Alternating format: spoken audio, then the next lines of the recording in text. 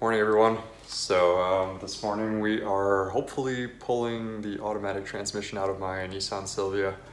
Bought this car about a month and a half ago. It's a 2000 Nissan Silvia automatic Spec-R.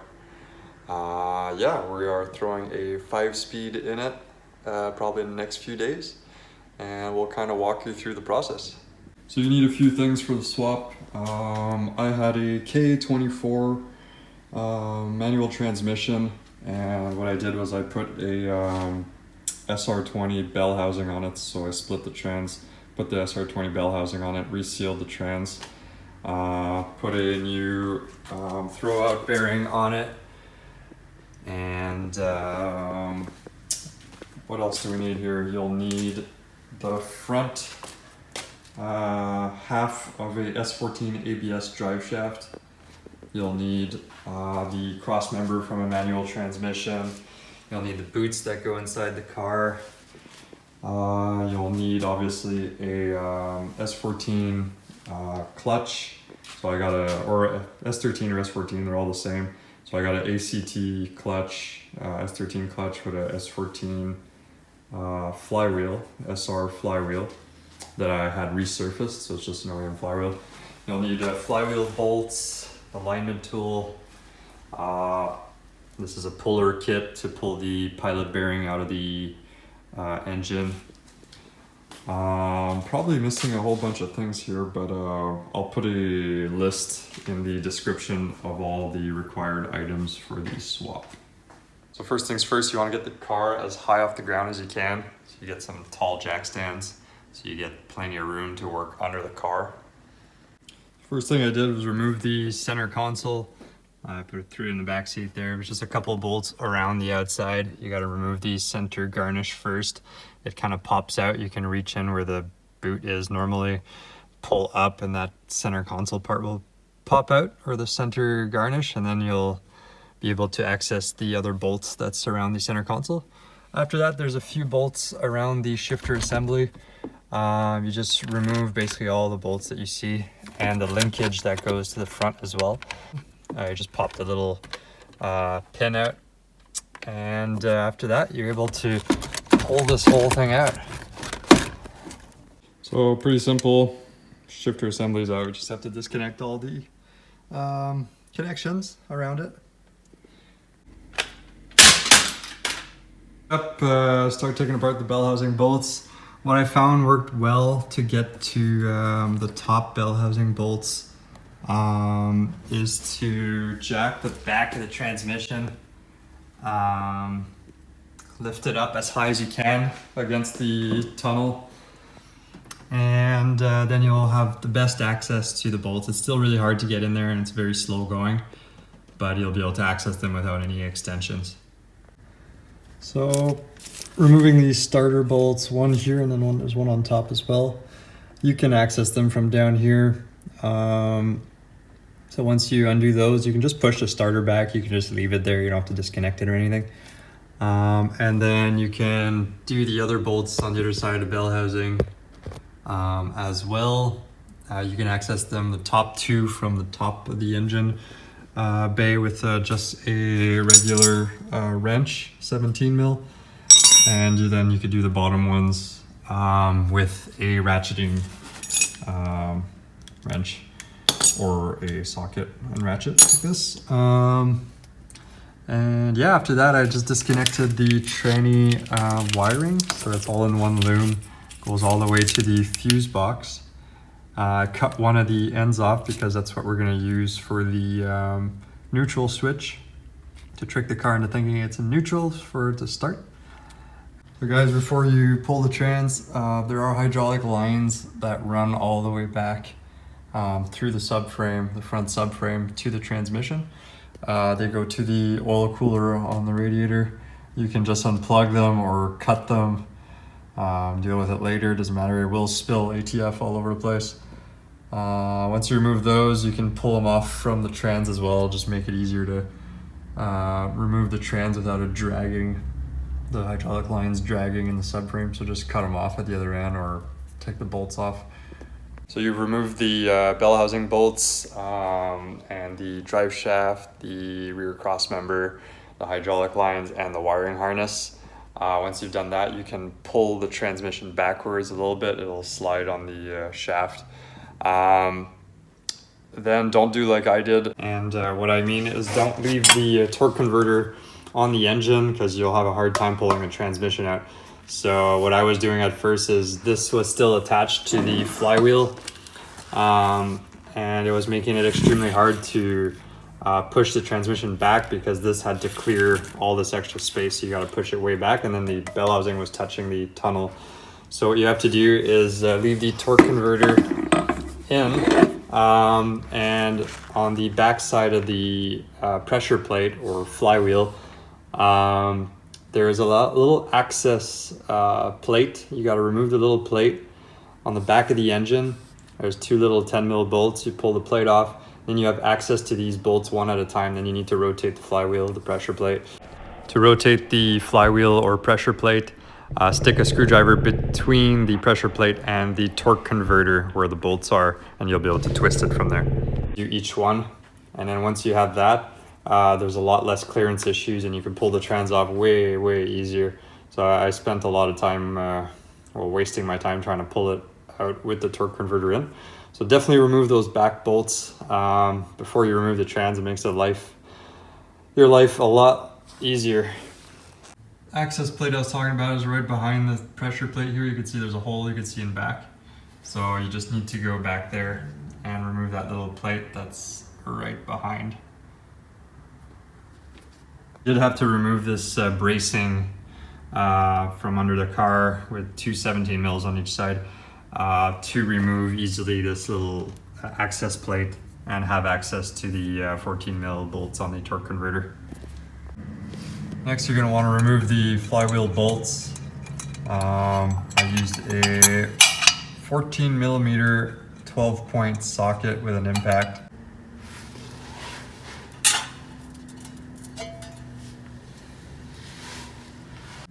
Next, you'll want to replace the rear main seal of the engine. Here's the part number if you need it for SR20. Doesn't matter how you get it out, but with a screwdriver you're able to pry it slowly. Pull it back as such, and eventually it'll come out.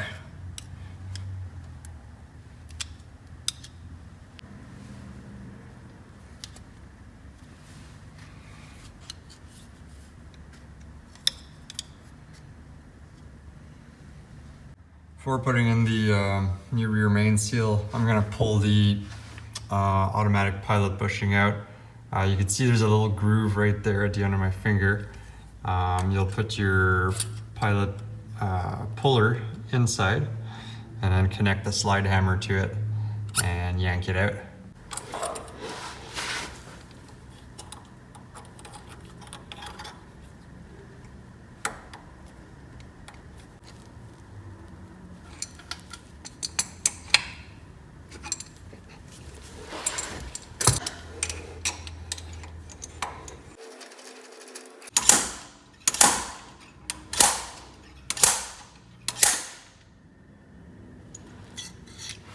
Just like that.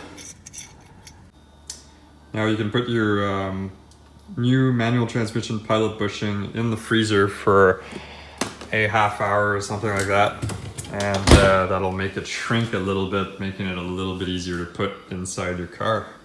Putting the pilot bushing in, just stick it in, hammer it a little bit around the edges, make sure it goes in.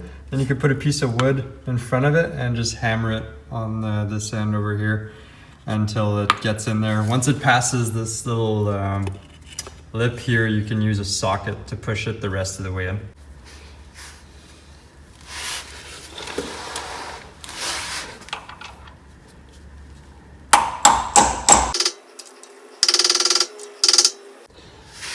So I got a smaller socket, and apparently you have to bottom it out all the way in, so I'm going to push it in some more. Oh yeah, keeps going in. Cool. There you go. And now she's all the way in. This is how it's supposed to properly go in. There you go, all done. Now that the pilot bushing is in, I'm gonna clean out the area where we are gonna put the rear main seal in. You want it to be free of any debris. You don't want that to be between your seal and the metal because it can cause leaks. So make sure it's nice and clean before you slide in your seal, and you'll want to grease your seal before sliding it in there. It'll make it a little easier. Greased up gasket, gently push it in. Make sure the inside gets over and just slowly push it in. Oops, try to do it evenly, not like that. Like that. And slowly but surely apply a little bit of pressure all around it. Make sure it goes in nice and even. It's gonna be hard. I need the hammer.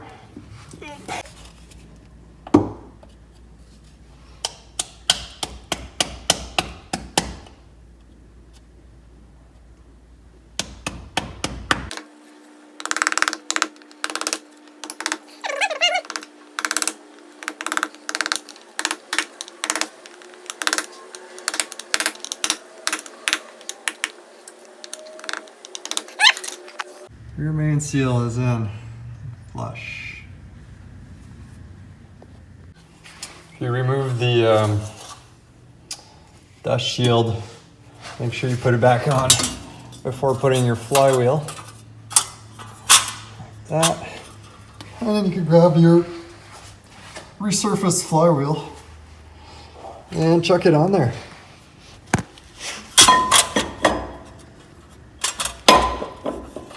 To do before we throw in the transmission is to change the back seal of the transmission.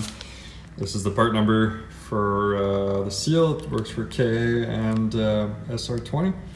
And we're just gonna push it in this little hole here. I took the old one out right over here.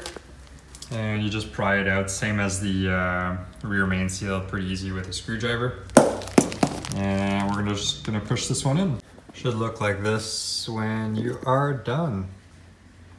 If you haven't already, you can change the throwout bearing that's in the bell housing there. So the throwout bearing looks like this over here. And it's just press fitted onto a sleeve. You can just knock it out with a hammer. Like the sleeve is right here.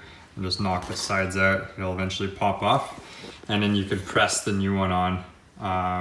Either with a machine, or what I did was I put a piece of wood on top and I just hit it with a hammer onto the new sleeve. Pretty simple job to do. So next, if you got ARP bolts, you're going to use this Fastener Lube and just put it on the back side of the head. That's just for torquing specs. And then you're going to use some thread locker, 242 blue thread locker. And you're gonna put it on the threads of the screw. Don't go excessive, just put a little bit. And then you could put them all in here and then we're gonna torque them. So the instructions say to tighten at 70 foot-pounds. So I set my torque wrench to 70 foot-pounds, but I'm slowly gonna work my way into it. All done torquing the flywheel bolts, and just a little tip. I did put a breaker bar and a 27 mil socket or a 1 1/16 socket on the crank nut at the other end in front of the engine with a breaker bar that's leaning against the frame up there, and that prevents the flywheel from turning as I'm torquing it. Now I'm gonna go ahead and clean up, brake clean this whole area, make sure it's spotless, because then after that I'm gonna be installing the clutch.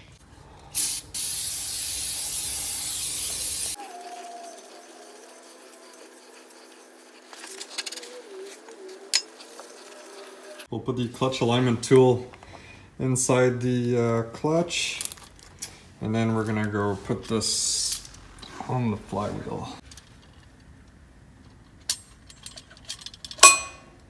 Just like that. A little cramped up in here.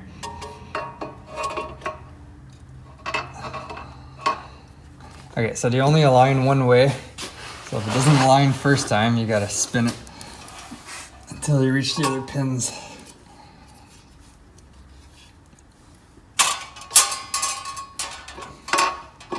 That maybe. There you go. And I'll just need to give it a little push in. And so the pressure plate bolts are now torqued at 25 foot-pounds. Next thing is throwing in the transmission.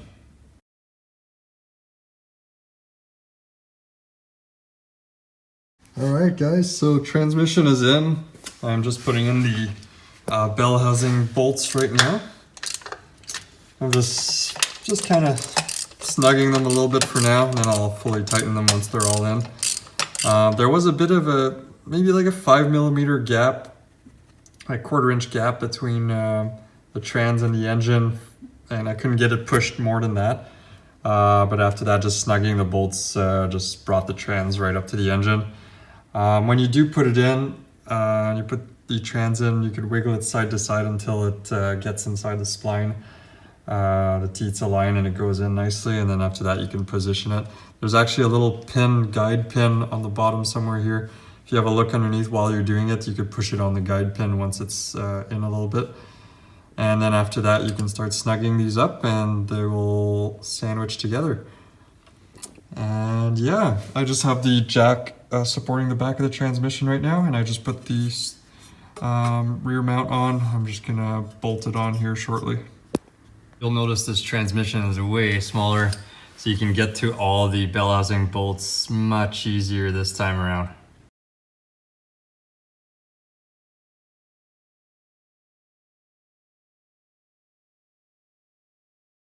Next up is the slave.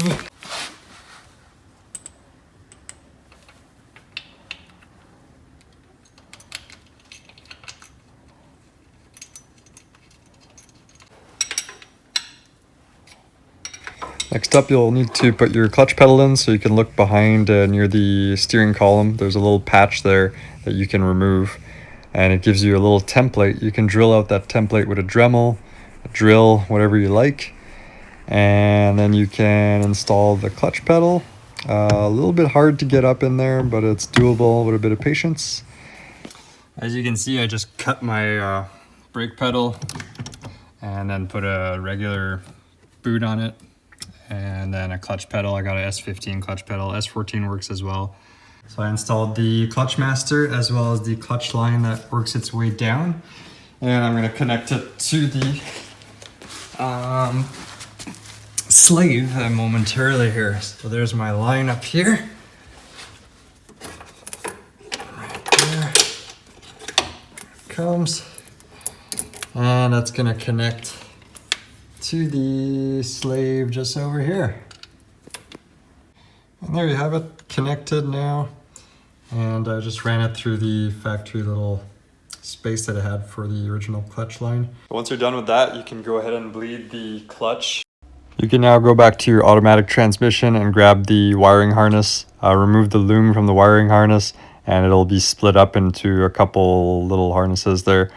This one that goes to the front of the transmission near the front of the bell housing, that's the harness that you need to wire your reverse lights, so go ahead and cut it off.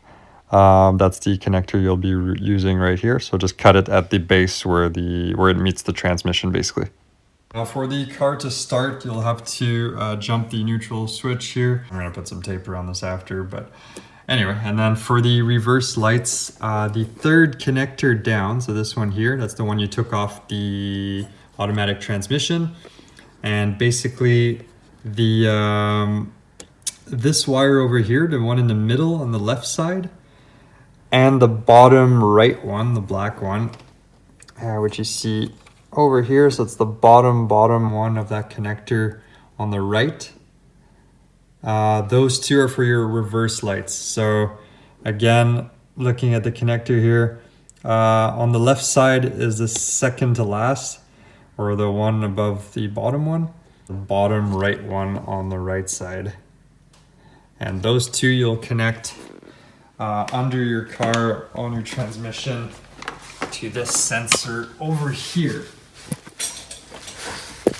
The one that's right here. So I just did this temporarily to see if everything worked fine. So again, it's these two wires just connected to this front sensor nearest to the slave. And when you're happy with that, I'm gonna pull all the other wires that are useless that I figured I wouldn't need finally. And it's only these two wires that you need.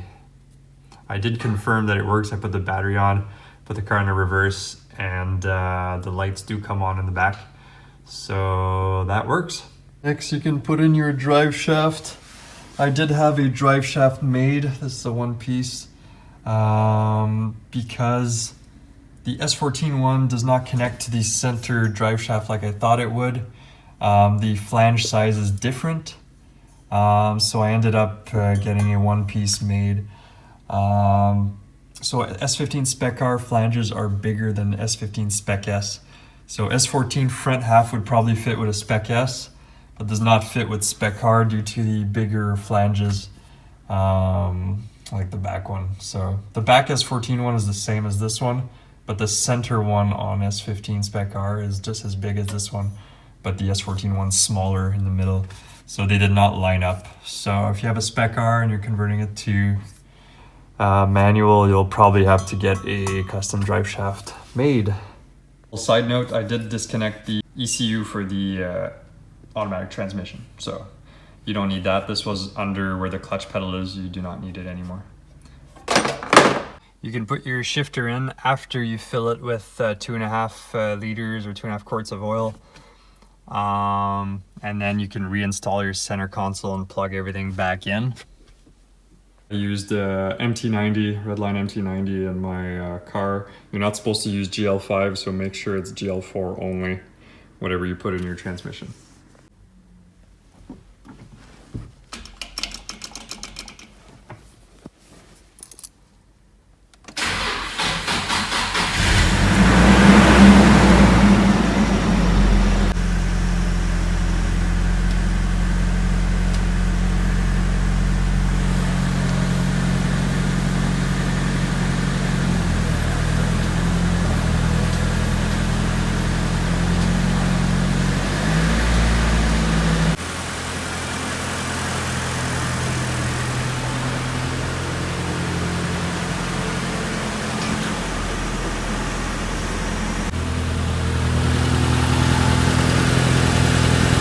Thanks for watching. I hope this was helpful for you. And if you have any questions, feel free to message me in the comments and I'll try to help you as best I can. Take care, guys.